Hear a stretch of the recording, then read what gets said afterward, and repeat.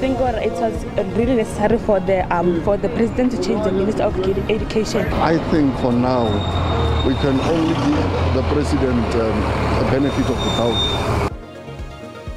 Bayabuka kwabanye bayahonona ngecabinet etshali ekhethwe ngumengameli uRamaphosa. What's more concerning about this announcement is the increased and bloated. We're very concerned that the cabinet's bigger than ever before. Inhlangano zepolitiki azingahlangothi linye njengamanzi ngecabinet etshali. I love sports. I follow sports. I'm passionate about sports. And I also know the discrimination that's happening with poor people. Ikoro yezemidlalo izwakalise ithabo ngongqongqothe omutsha wezemidlalo ithi akeze bamlindile.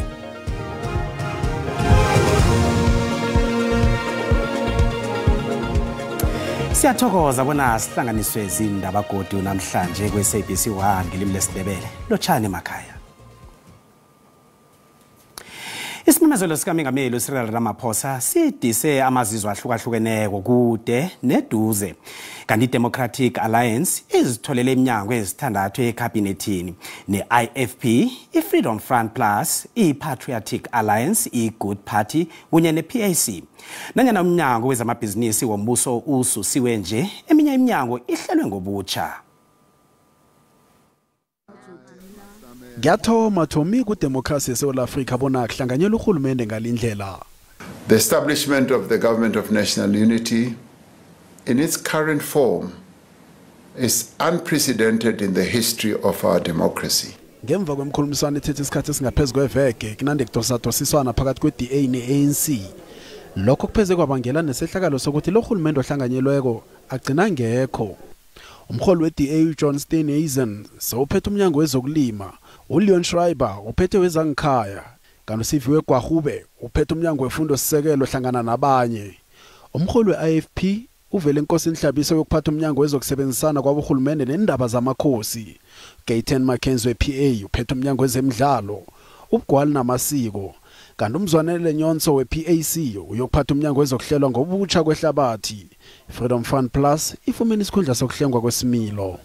We've had to ensure that all the parties are able to participate meaningfully in the national executive as well as in various parliamentary positions, and that they should represent the diversity of the people of South Africa properly. Umengameli uvala umnyango wezamabhizinisi ombuso wathatha yonke imisebenzi yenziwa lapho bona iye ngaphasi kweoffice lakhe. Lapha beke khona abajamela abavela kuANC ekubalwa nelungu ngelincane kunawo wonke komidini engephethe iANC uNonceba Mhlawuli njengesekela likangqongqothe ofisini kaMengameli. uRonald Lamula ubeka dosa phambili ihlangothi leSouth Africa lokhayilwa kwabantu ePalestina bahayilwa eIsrael. Uthethe umnyango wezokusebenzisana kwamazwe ngamazwe. Okuseleko nje kuthi bandle litsha labaphathi lifungiswe kobanyana lizokuthomisa imisebenzi yalo. eLimpopo izakhamuzi zesishiro ngaphandle kwePolokwane ziveze imbono ehlukahlukeneko ngecabinet etsha ehlanganyelwe zinhlangano ezihlukahlukeneko zepolitiki. Abanye abantu bathi icabinet le ikulukulu katana swayiphungula ayengezelele. It's too big a cabinet. He must have tried. I know it's hard for him as a president, especially without a majority, but he must have tried to accommodate the whole GNU without inflating the cabinet, because it's too much. 33 ministers and about 38 deputy ministers, it's a lot, because they all have perks, they have benefits and all that. Where's that money gonna come from? I don't think there's anything wrong with our cabinet. However, our outcry as the youth remains unemployment. We are requesting any form of employment, more especially artisanal work, so that we can be able to do things ourselves. I think for now we can only give the president a benefit of the doubt, because the president is, I remember that he was given a mandate by the constitution that the selection of his cabinet will be his prerogative. So I do have confidence in him and in the GNU. Abanye abafundi bathi besingeke isidingo sokujugulula ungqongqotshe befundo sisekelo kanti abanye bathi ukubuyisa abongqongqotshe abanelemuko kuqakathekile. No, I don't really think it was really necessary for the president to change the Minister of Education. I really think Mutara was okay with holding the education center. She was really okay. She took everything well. Everything was okay. I think the newly selected cabinet is right, as it is comprised of mostly ANC members who are well versed in politics. What we want for them is to progress the country. We want them to keep true to their promise of serving the people of South Africa by ensuring the permanent provision of water and electricity. ePumalanga Kapa izakhamuzi zeMonti zithi zinethemba lokuthi icabinet etshale izakwenza umsebenzi obonakalako. Bekunyanzelekile ke ngoku into yokuba kwipati nganye abe nomuntu amkhethayo ukwenza bayibe iparty okanye ibe ngurhulumente of government of national unity. I think the coalition, government of national unity, is a good thing for our country because abantu are involved, you see, and it's not the ANC dominator. It should have happened 20 years ago. I do see a lot of positive in it, and I hope it stays like that going forward. Izakhamuzi zithi usebenzile umengameli Cyril Ramaphosa. Sustainable economic growth. Ihlangano yezamabhizinisi Business Unity South Africa ithi ikulindele ngabovu ukusebenza necabinet etshali. Kodwa ithi nokho yona ngathana akhange ibe ikulu kangaka icabinet le. Ibusa ithi cabinet le ngathana beyincancazana kodwa ibe ngekutheleko ngakungcono. Isikhulu esiphethe ibusa ukhulekane mathe uba abantu ukuthi bayisekele icabinet. The fact that we have a large cabinet is still a bit of a concern, but we accept the president's explanation that, look, this was done to try and accommodate the diversity of parties in the GNU. Nakusenjalo, inywe namapolisa iPopCrew iphawule nganasindlela ngongqongqotshe omutsha. The challenges that we've been having within the SAPS has been due to budget cuts. I think as much as we have obviously had platforms where we engage with with the employer as labor, the reality of the matter is that you have instances wherein we agree on what needs to be done, and at the same time you have the treasury actually cutting down on budgets. Kanti ihlangano engasebenzeli inzuzo elusana nokungasetshenziswa kuhle kwemali nguhulumende iOuter ithi abanye abongqongqotshe sebayasiwa ngombana bamalunga we-ANC. These additional ministries have been put in place just to accommodate people who are close to the ANC, people like Bladen Zamande, Gwede Mantashe. As far as we're concerned, have done a lot of damage in their two ministries, respective ministries, and should never have been given any role in cabinet. And now we see additional ministries being put in by splitting those portfolios. So we really are disappointed in that and their continued existence in cabinet. Umholi we-Democratic Alliance uJohn Steenhuisen uthi ihlangano yakhe yokusebenzisa amalunga amatsha wecabinet ukusiza ukuphakamisa kunye nokubuyisa isithunzi samaSewula Afrika. uSteenhuisen ukhethwe njengongqongqotshe omutsha wezokulima. Uthe uyokubekelela phambili ingkhuluphelo zabantu nokuphakelwa kwezenzelwa. uSteenhuisen uthi batsho bakuphikisile ukunikelwa inkundla ezingatsho litho. Uthi baqinisekise ukuthi banikelwa inkundla eminyangweni eqhakathekileko. iDA inikelwe inkundla ezisithandathu zabongqongqotshe nekufaka hlangana umnyango wezefundo, umnyango wezokuthuthukiswa komphakathi kunye nomnyango wezemthangalasiseko hlangana neminye yeminyango abanikelwe yona. Kanti godu babuye banikelwa inkundla zabongqongqotshe abasithandathu. The DA will use our influential cabinet seats in agriculture, public works and infrastructure, forestry, fisheries and the environment, as well as our deputy minister roles in finance, trade and industry, and small business development to pursue a rapid growth and job creation agenda for the country. Nakusenjalo ihlangano le ekungiye ekule enhlanganweni ezisembusweni wobumbano ithi izokubeka ilihlo libukhali beyiphenyisise obukirikitshani ekunikelweni kwamathenda ngaphasi kombuso weDA. Amalunga amatsha wecabinet la lindeleke ukuthi afungiswe ngelesibili. Indaba nasenjalo iyachayisana imbono yenhlangano zepolitiki ngekhabhinethi etshale emenyezele izolo ebusuku kanti yamukelwe ngabanengi kodwa nabanye bathi alo nayikulu kangaka iyokubuya phi imali yokubhadela bonke abantu aba. Ukumenyezelwa kwekhabhinethi etsha yinto beyilindelwe ngamehlo abovu ngiwo wonke umuntu. Sekudlula amalanga ali-11 solo kwafungiswa umengameli Cyril Ramaphosa kanti abantu bese lebayifuna ikhabhinethi le.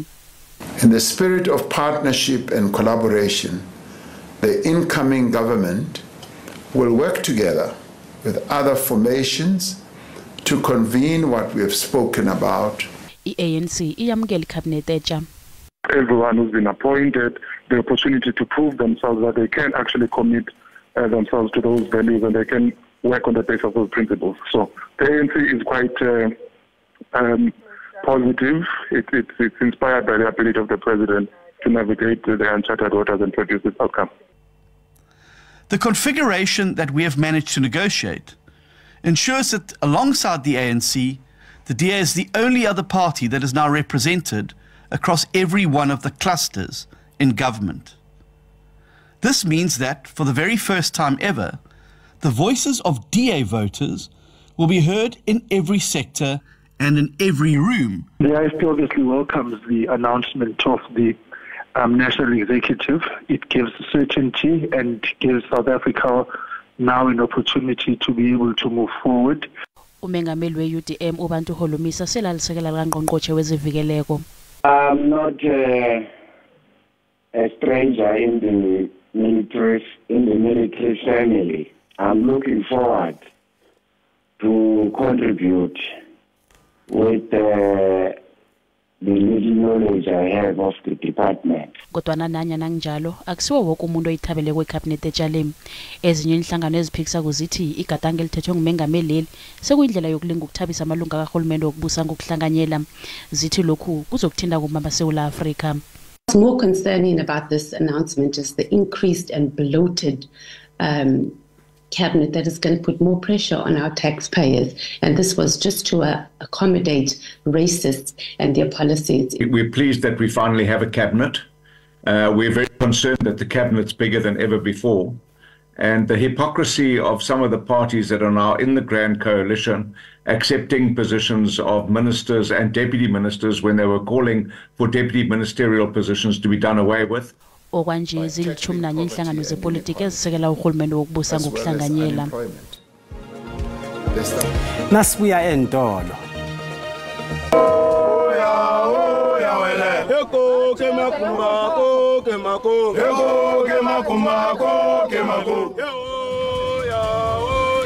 Akuthabela ukubuya ekhaya amasokana amatsha ebekawele engomeni yakamashilo kwaMhlanga eMpumalanga.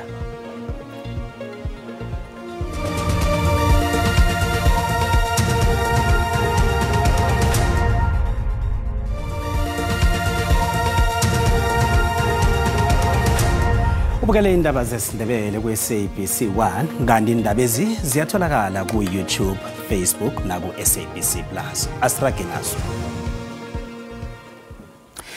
Izakhamuzi zeMatsule eMbombela eMpumalanga sezihlala kabuhlungu ngemva kokuthi batsho kubonakele ibhubezi lizulazula endaweni leya.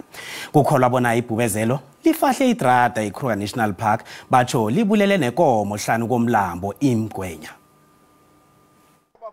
Nanzi insalelo zekomo leyo ekukholela bona ibulewe libhubezi eleqe eKruger National Park. Batsho litheli ngayibulala ikomo leyo ladla elikudlako lachiya inyama enengi ladlulela phambili. Abantu bakhuphuke nemikhwa bayokuhlinza. Sithole i-report kumphakathi itolo. Bathi bebala labe kugubha muthi bathi babone libhubezi. Sibe sesifonela iMTPA. Sabachazela ukuthi unelibhubezi. So njengathi umphakathi wale Masulu vele la sihlala khona sihlala eceleni kwethi Nyamatane. Ngaso sonke isikhathi Nyamatane tinokuphuma esikhatsini lesiningi. So mabafika laba kaMT bathola ukuthi idle inkomo lebe inelithole cuts. So but lona nyalo kulibona zanga sesilibona ukuthi lishone kuphi. Izakhamuzi ziyeleliswe bona zihlale ezitshejile zingathomi zilihuge nazingalibona. Izakhamuzi zithi zihlala ngevalo lokuthi lingasahlela nefuyo. Zimphakathi wala youth center sikhathazeka kakhulu sise-safe mangabe tilwane tivela nje asi-safe kakhulu kunabantwana abayithi kolweni ekuseni lana masekwenda kasosa asi-safe. Hayi kona sikaphephi ngoba letilwane tiphumela straight la emakhaya and sinebantwana kwasamina ngomdzala lingavela ngitole ndani ngoba liyangidla licedze ngami vela sikaphephi total. Impumalanga Tourism and Parks Agency isebenza ubusuku nemini ukufunana nebhubezelo. Kuthunyele ingqhema bona ziyolufuna bezilifumane. Kunginyalo sengalithole libhubezi kepha basalithungatha sitholele umlayeto ngalesihlanu ngemgcibelo sicale kubuka lelibhubezi up to now asikawulitholi lelo bhubezi. Kubanjwe imfundo bandule endaweni le ukufundisa abantu ukuthi benzeni nabangahlangana nesilwana somango. Abantu balemkisiwe bona baqale la bakhamba khona. Ikose uyisela ingoma yabapedi eMpumalanga uSpeedy Mashilo uthi kufuze babotshwe izandla nenyawo labo abakhupha ingoma ngokungemthetho nalabo abawuyisela abantwana ngekani. uMashilo utsho lokhu ngesikhathi kuphalala amasokana amatsha elithuli kwaMhlanga eMpumalanga. uMashilo uthi nonyaka nje bekawuyisele abaswegwabo abamakhulu amathathu. Umbiki indaba wethu Comfort Masombuka usihlanganisele nakumbiko. Aphume ngobunengi amalunga omphakathi afahla ilothe elihatsisa umonga azokwamukela amasokana amatsha la abalelwe emakhulwini amathathu.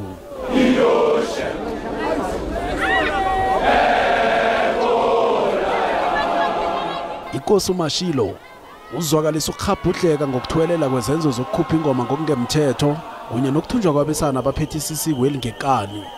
Uthoza kufunyana enza lokho uzalilelwe zinsimbi. Mabasiqala lengoma besina 27 abantwana abababhema abasabhemi khona badle nyawo abasayidle nyawo siba rehabilitating free rehab esikhuthaza abazali sifuna ukuthi abazali bahlogomele labantwana sabafundisa futhi ukuthi indoda ibuye engomeni ayibethi umma ayidlungulu umma ngoba akusisiko lethu lelo. uMashilo thokoze nalabo abasaphethe isiko elingehlonipho. Ikomiti yengoma eMpumalanga ingezelele ngelithi abantwana fuze batshejwe ngezempilo yabo ngaphambi kokuthi baphethe isiko eli. Nangabe ukugula lokhu uze nabo siyaqhubeka ne-treatment yakhe siya-encourage ukuthi umntwana angasahamba le treatment yakhe siqhubeke nayo. Nakwenzeka ukuthi mhlambe sithola izinto ezifana nama-drugs njengabonyawupe idakamizwa senza sure ukuthi simfaka ku-rehabilitation yamahala. Amasokana amatsha akuthabela ukubuya ekhaya. Ngizizwa ngisokana elitshe ngijabulile sile kwaMashilo siphethe kuhle sabe saditsha kwabamnandi sabe sabuya nosengisokana ngisokana elitsha lo. Lero masokana la fanele bamasokana akusase amatsha tanani sikhona sitolakala ebha sitolithekha sibe nale ke sikhweni.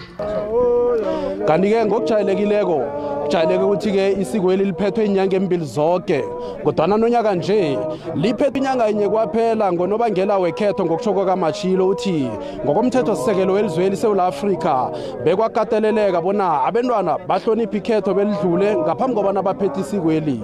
Isiko lilindeleke bona lirage nangomnyaka ozako ngekambiso yakhona la ekosini kwaMashilo. Endabeni ze-SABC nginguComfort Masombuka ngikubikela ngwandebele kwaMhlanga eMpumalanga.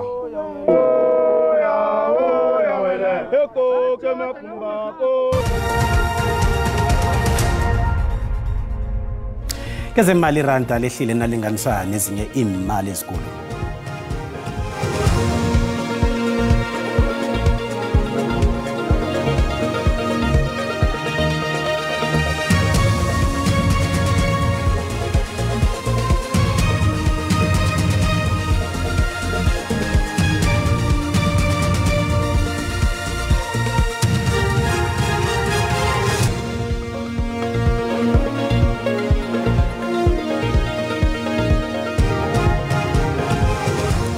Indaba zipheli akhe sizwe bona uMasango ugijima ngaziphi.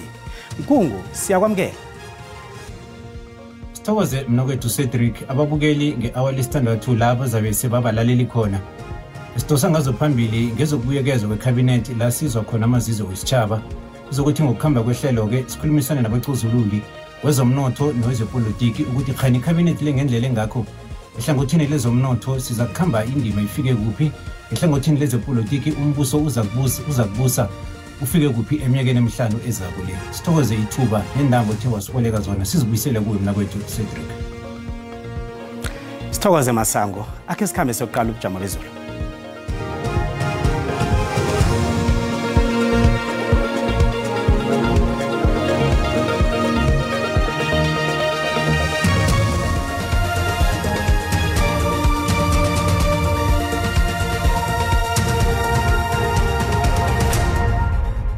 Sithokozele endabeni Cedric akhe silochise umbukeli kuthoma umvulo wenyanga ekulu sicalela lapha ukuthi kunjani sibona lapha ke ikungu ngale ngeJingalanga Kapa kunamathuba wezulu lapha kubo Uppington nge30% nawuthi uyangena uza esifundeni sangapha ngePumalanga Kapa aqine nge60% aqine khulu ke lapha ngeGqeberha nge80%. Kusasa ke kusesenjalo nawuchayela kwekuseni ngale ke ngeKapa lodumo ikungu ucheje uyelele amathuba lawo wezulu abuyele ngakulezi indawo zabomthatha ngapha ngePumalanga Kapa. Asiyokucalela ke ukuthi kusasa sithole siphisiyeleliso namhlanje ebusuku kokwa mijijo eduma kumbi kilezi ndawo la sithe khona kunezulu elikhulu nge80% kanti ke kusasa lithuba lomlilo ongaba khona wamahlathi lapho ke Tshejani niyelele esifundeni sangaleke ngeNorthern Cape. Sicalele ukuthi kanjani amazinga okuchisa sithoma ngesifunda seGauteng kuvuka kulale kumakhaza ekseni ke ngokuhamba kwesikhathi siyabona ukuthi kuyaphola endaweni eziningi 21 22 ngapho ngakuBopitori ngaleke ngesifundeni sangeLimpopo siyabona ke ukuthi kuyafuthumala kakhulu ngokuhamba kwesikhathi lapha eMusina nge28 nePhalaburwa iphulukwane nge21 nokho ke ekseni nendamba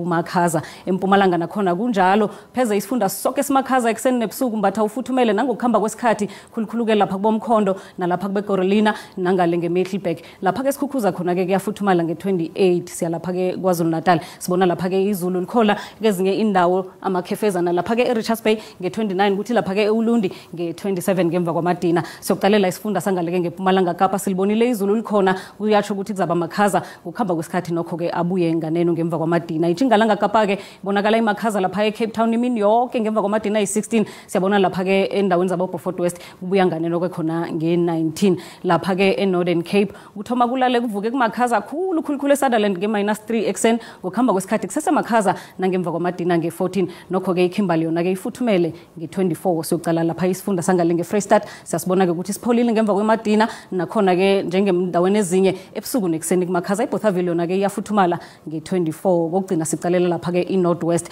nayo ke ngemva kwamadina ithukufuthumala lapha kuBotlasdorp nge24 eMahikeng nge23 ngezinye ke indawo ukuthi uphola sibonane kodwa ngesikhathi esilandelako Tido